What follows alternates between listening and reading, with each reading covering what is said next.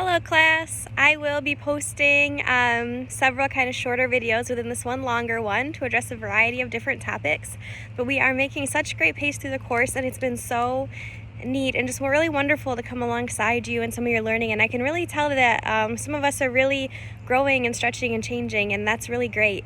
I think that by now, most of us either have our return to learn plans or we are in the process of getting them.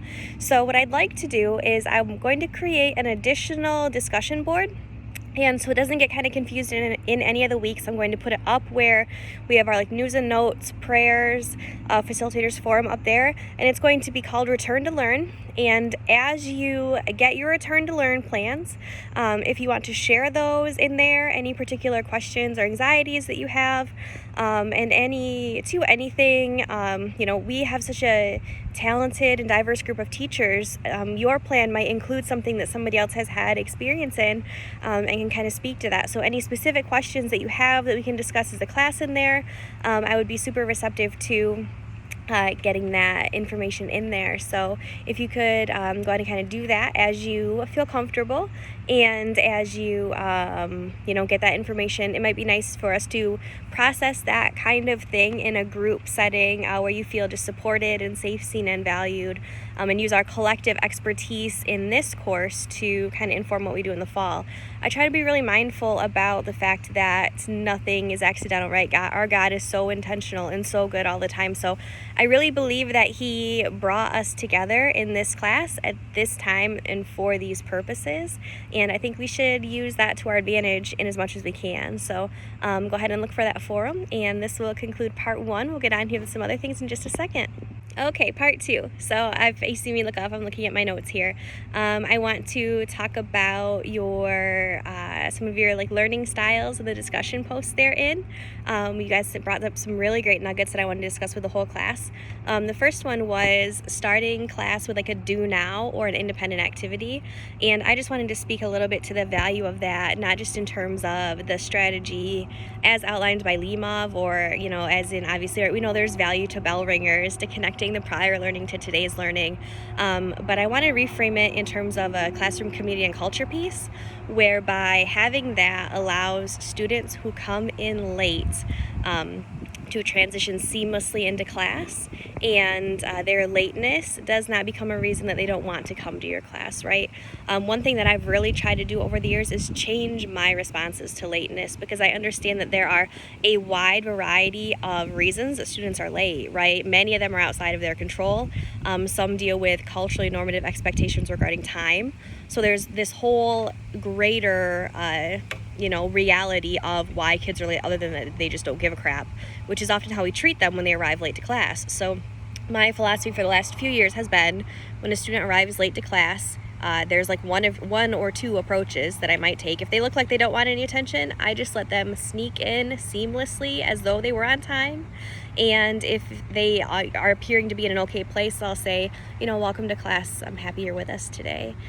Just so they get a welcome, right? Because just think, if you were late to work and, the first thing that you were met with was aggression or disappointment, or, that sets the tone for the rest of your day. That sets your tone for your relationship with that person.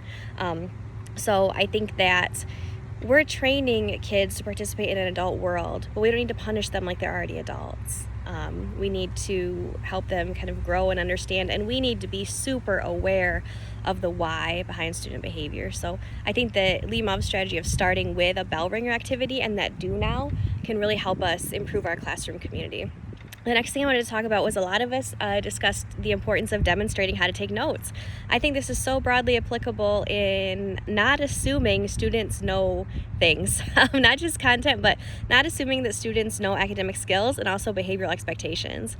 So that's one of the driving factors behind PBIS, Positive Behavior Intervention and Support, which I highly recommend for problem behaviors. So it's really transformed my classroom community and culture over the years, whereby I explicitly teach what these things look like. So when I say quiet, that's what this is, and we practice and we model, and students hold each other accountable long before I have to, because we've gone through and we've done all that work together. So I think that modeling how to take notes, and then also modeling how to use notes. Many students don't know how to study wisely, right? When kids do poorly on a test and we say, well, if you fail to prepare, you prepare to fail. Some students have never been through how to prepare effectively for a test, right? We assume so many things, and especially, a lot of times we have kids for a year. So kids have so many years of experience before we get them. We don't know what they've had. It's really a grab bag. So really just being intentional. If it matters to you, be intentional about it. And you might discover some things you don't need to be intentional about, and others you will. And the ones you have to be intentional about might really surprise you. I would say I've had lots of surprises over things that I didn't think I would have to teach explicitly. How to get my attention in class, when is an appropriate time to do that, how to respond to feedback. But in explicitly teaching that, and then having students brainstorm, what do you think this looks like, sounds like, feels like, and then talking through and establishing like class norms around that is so valuable. And there is so much just additional value in modeling. So that's something that I would for sure encourage you to do. Just don't take anything for granted. Don't assume, and take the time to kind of build and lay that groundwork. Another thing that came through in the discussions that I loved was just this talk about intentionality versus going on autopilot. A lot of us said, I did this, or I've done this, and I don't particularly know why I've stopped. And it can be so easy to get caught up in the content and not our big why, right, behind what we're doing. So just keeping that intentionality. One thing I always tell my first year teachers when I mentor them at Western is good teaching doesn't happen by accident. It is super intentional. So just taking the time, planning to use it, right? And that's my biggest challenge to you. Don't let this course be something that you did that you'll never visit again. Don't let it be a stepping stone to something else and then you just move on, right? Really be sure when you hit the ground running in the fall, ask yourself, what classes did I take at Cornerstone? How can I bring this into my practice every day, right? Make it valuable to you and to your practice. The next thing was, a lot of us talked about incorporating different kinds of activities, different pieces of them in class at different times. Amen. I taught on a 90-minute block for many years. Now I'm down to a 52-minute class. But on that 90-minute block, right, transitions were so important, and that really allowed me to do class in a lot of different ways.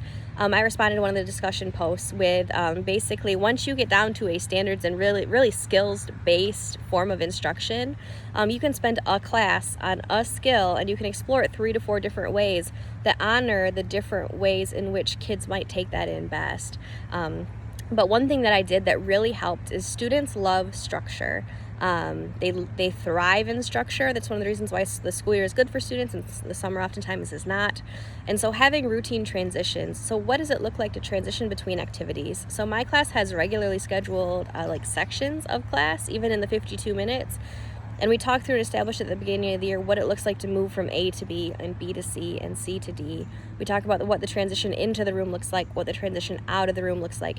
And those routine transitions are just so helpful in terms of classroom management, because a lot of our classroom management problems occur on downtime or on transition time. So when you've clearly articulated that ahead of time, you've saved yourself a lot of headaches there as well.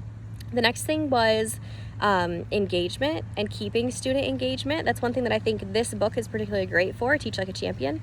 It's student engagement strategies. But I try to be super conscious of this reality.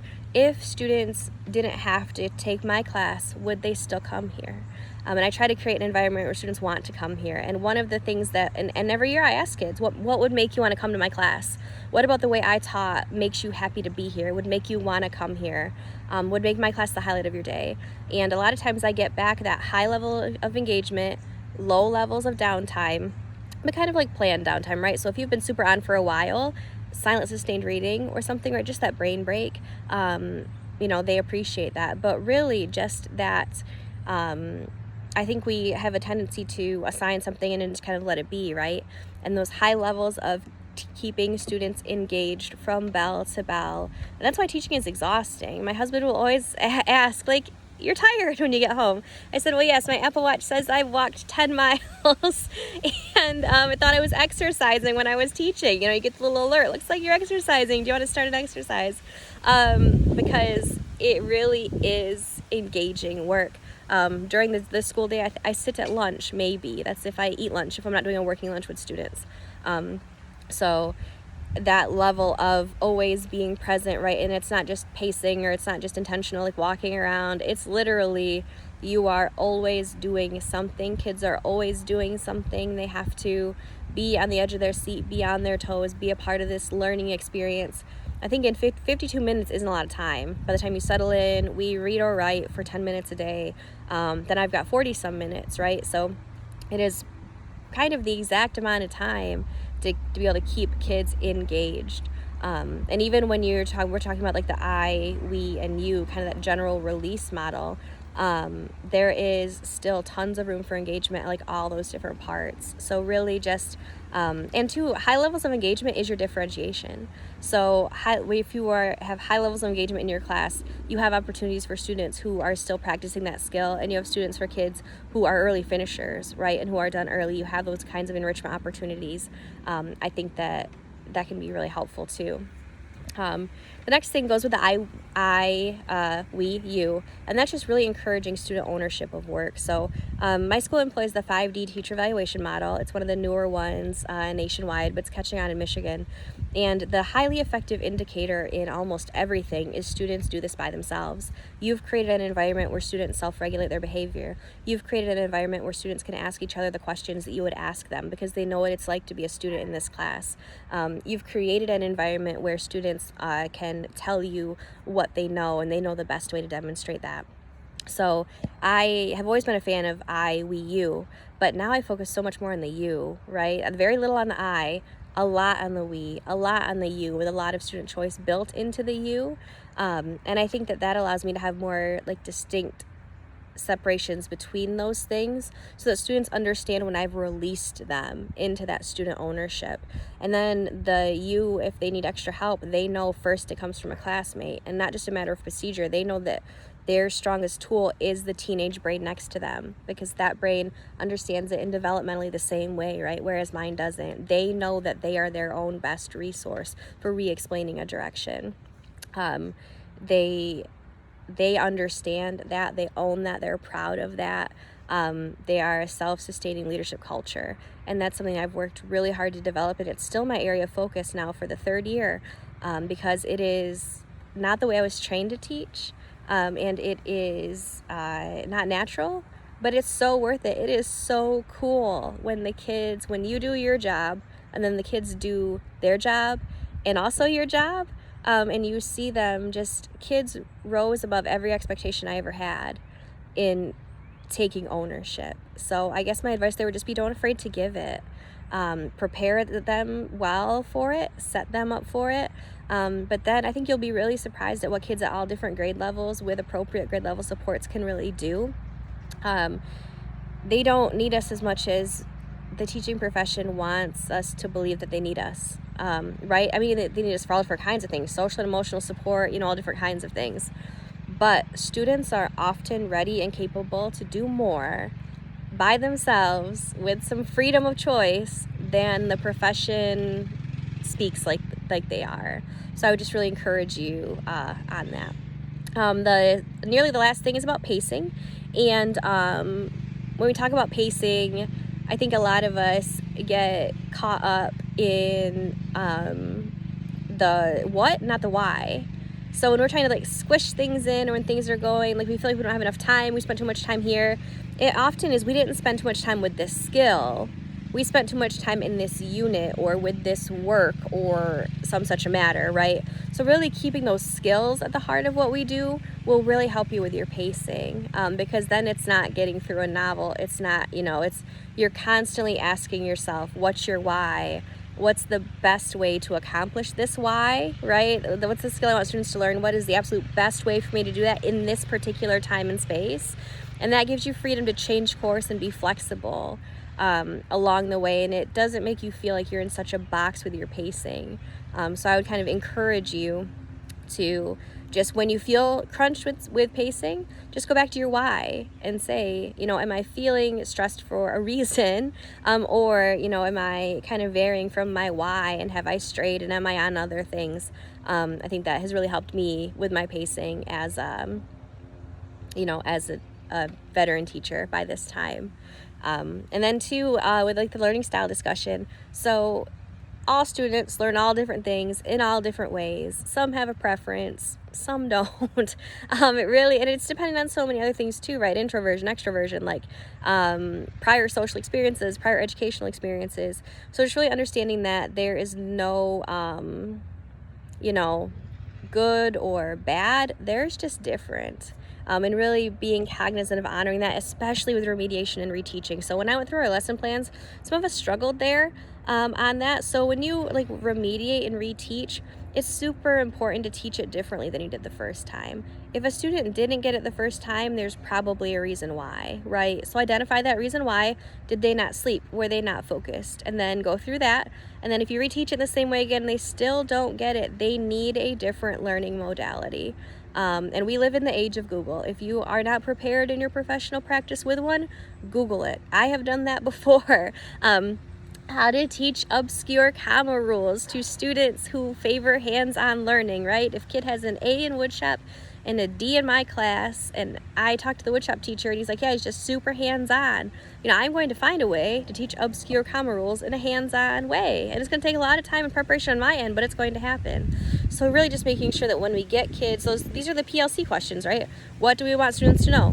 How do we know they learned it? What do we do when they don't learn it? It can't be the same things we've always done, right? That will not move the needle on student achievement. So that's my challenge to you is what do you have in your bag to reteach in a new and different way or in a different modality when students don't get it the first time, right?